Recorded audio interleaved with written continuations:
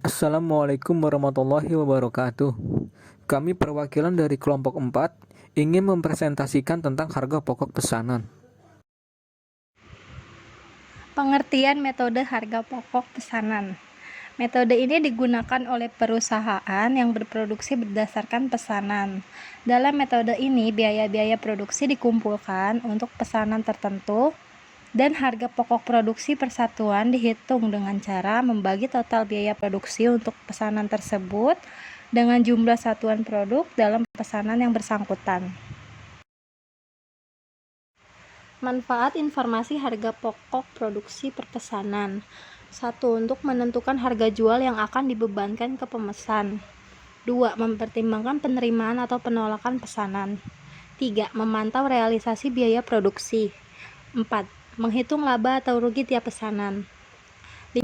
Menentukan harga pokok persediaan produk jadi dan produk dalam proses yang disajikan dalam neraca.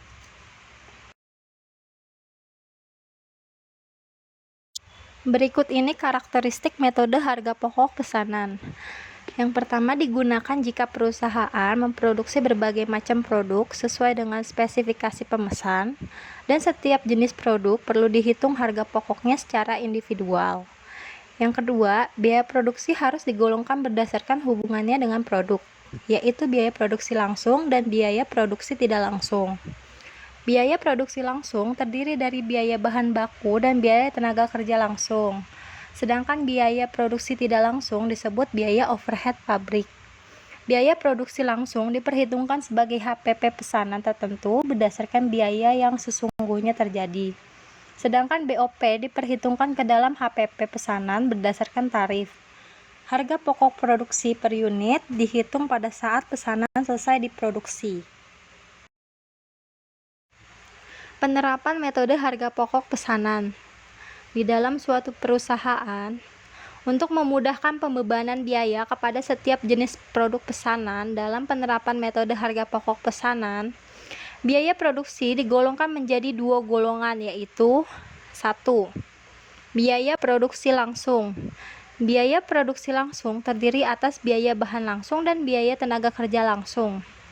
Biaya-biaya tersebut merupakan biaya yang mudah ditelusuri melekatnya pada setiap jenis produk pesanan yang dibuat.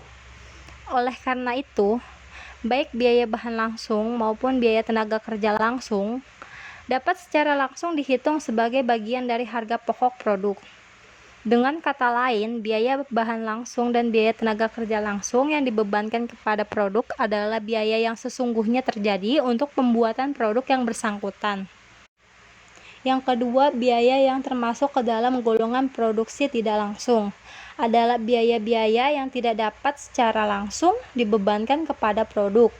Dalam perusahaan yang membuat lebih dari satu jenis produk, banyak ditemukan biaya yang sulit ditelusuri melekatnya pada produk, sehingga terlalu rumit untuk secara langsung diperhitungkan sebagai bagian dari harga pokok tiap jenis produk yang dibuat. Oleh karena itu, dalam metode harga pokok pesanan, biaya produksi tidak langsung yang dibebankan kepada produk atau yang menjadi bagian dari harga pokok produk ditetapkan berdasarkan tarif yang telah ditetapkan sebelum proses produksi dimulai. Dengan demikian, bukan biaya produksi tidak langsung yang sesungguhnya terjadi. Metode harga pokok pesanan memiliki beberapa keuntungan. Adapun keuntungan dari metode harga pokok pesanan yaitu sebagai berikut. Yang pertama, memberikan struktur yang lengkap dan terbatas pada direct cost, yaitu direct material dan direct labor. Yang kedua, keuntungan yang kedua yaitu tepat, lengkap, historis, sederhana, dan mampu diperbandingkan.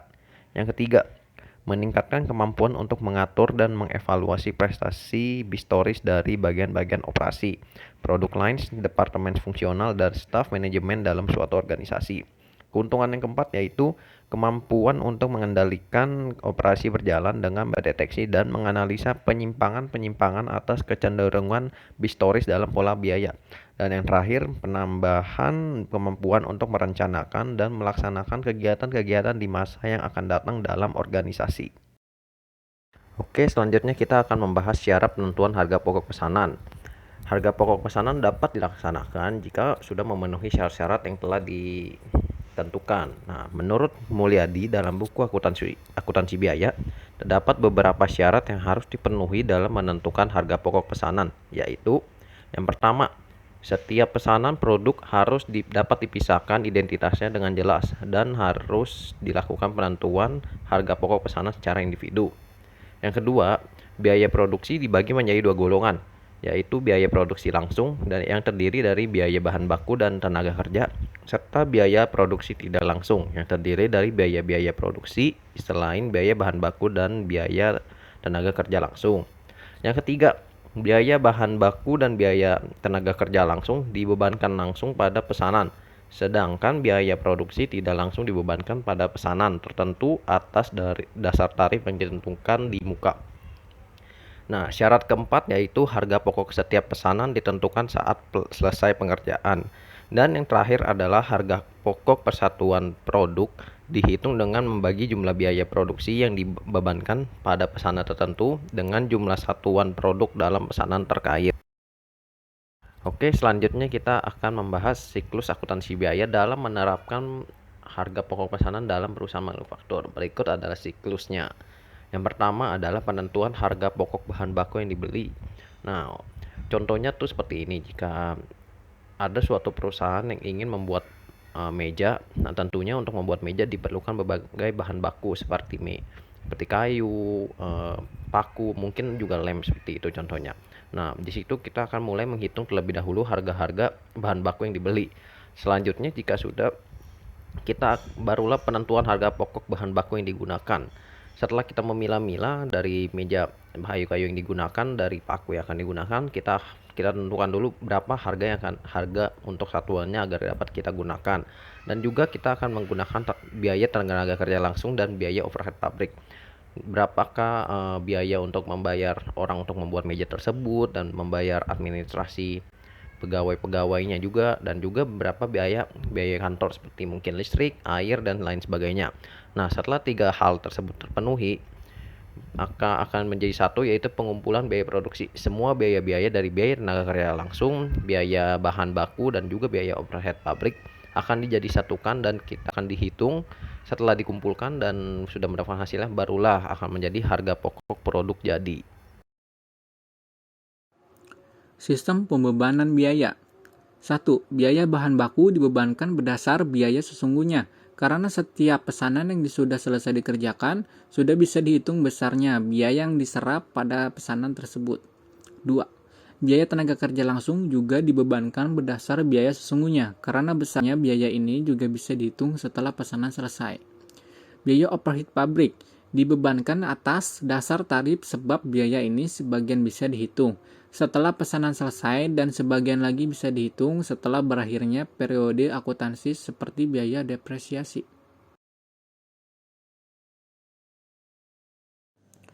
Langkah-langkah metode harga pokok pesanan. Berikut adalah langkah-langkah prosedur harga pokok pesanan. 1. Perusahaan kedatangan pemesan. 2. Menentukan barang yang dipesan dan harga. 3. Perusahaan membeli bahan baku. 4. Perusahaan menghitung biaya bahan baku.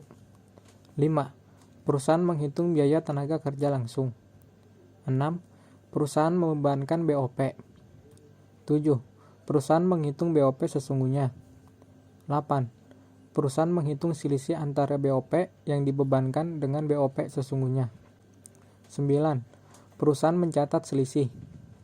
10. Perusahaan membuat jurnal-jurnal yang diperlukan. 11. Perusahaan memposting jurnal. 12. Perusahaan membuat kartu harga pokok sebanyak pesanan. Kartu harga pokok pesanan. Kartu ini berfungsi sebagai rekening pembantu yang digunakan untuk mengumpulkan biaya produksi tiap pesanan produk.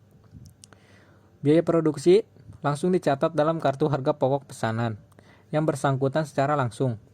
Sedangkan biaya produksi tidak langsung dicatat dalam kartu harga pokok berdasarkan suatu tarif tertentu. Berikut ini adalah contoh gambar dari kartu harga pokok pesanan. Jurnal-jurnal yang diperlukan. Pembelian bahan baku. Persediaan bahan baku ada di sisi debit. Utang dagang atau kas ada di sisi kredit. Pembelian bahan penolong. Persediaan bahan penolong ada di sisi debit. Utang dagang atau kas ada di sisi kredit. Pemakaian bahan baku.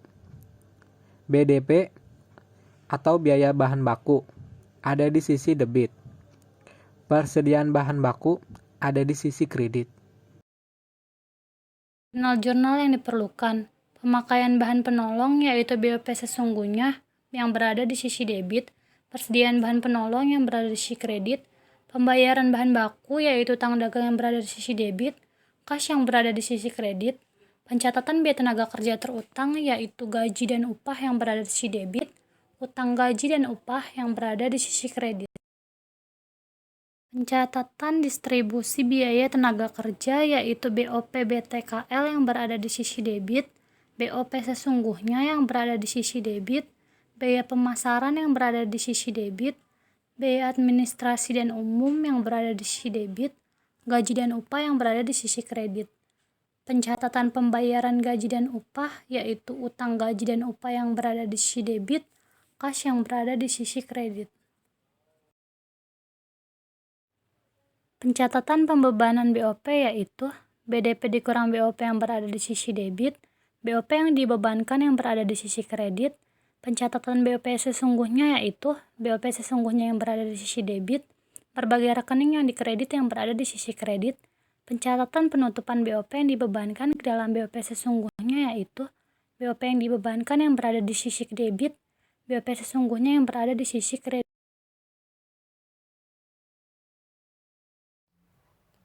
Jurnal-jurnal yang diperlukan. Pencatatan harga pokok produk jadi. Persediaan produk jadi di debit, biaya dalam proses, biaya bahan baku di kredit, biaya dalam proses, biaya tenaga kerja langsung di kredit, biaya dalam proses, biaya overhead pabrik di kredit.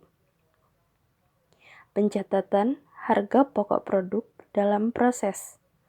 Persediaan produk dalam proses di debit, biaya dalam proses, biaya bahan baku di kredit, biaya dalam proses, biaya tenaga kerja langsung di kredit, biaya dalam proses, biaya overhead pabrik di kredit. Pencatatan harga pokok produk yang dijual. Harga pokok di debit, persediaan produk jadi di kredit. Pencatatan pendapatan penjualan, piutang dagang di debit, hasil penjualan di kredit. Cara memperbaiki nilai harga pokok pesanan. Cara utama untuk meningkatkan hasil adalah dengan meningkatkan operasi bisnis kita dan mengirimkan lebih banyak pesanan dengan biaya tetap. Berikut merupakan cara memperbaiki harga pokok pesanan. Yang pertama, memproses pesanan lebih cepat. Peningkatan skala kecil pada kecepatan pengambilan, pengemasan, dan pengiriman tidak akan langsung muncul dalam metrik penghitungan harga pokok. Karena Anda sebenarnya tidak menghabiskan lebih sedikit uang untuk pemrosesan karena biaya gudang dan staf sudah ditetapkan. Yang kedua, perlu mencatat waktu sebenarnya yang dihabiskan untuk memproses pesanan sebagai ukuran terpisah untuk itu. Jika Anda terus meningkatkan proses pengiriman, Anda akan dapat meningkatkan pendapatan atau jumlah pesanan tanpa perlu menaikkan biaya gudang sebanyak itu. Yang ketiga, jika belum melakukannya, pilihlah untuk memilih alur kerja Anda. Daftar pengambilan akan berisi semua SKU yang diperlukan untuk sekumpulan pesanan tertentu, yang jauh lebih mudah dan lebih efisien waktu untuk dikerjakan daripada catatan pengemasan pesanan tunggal.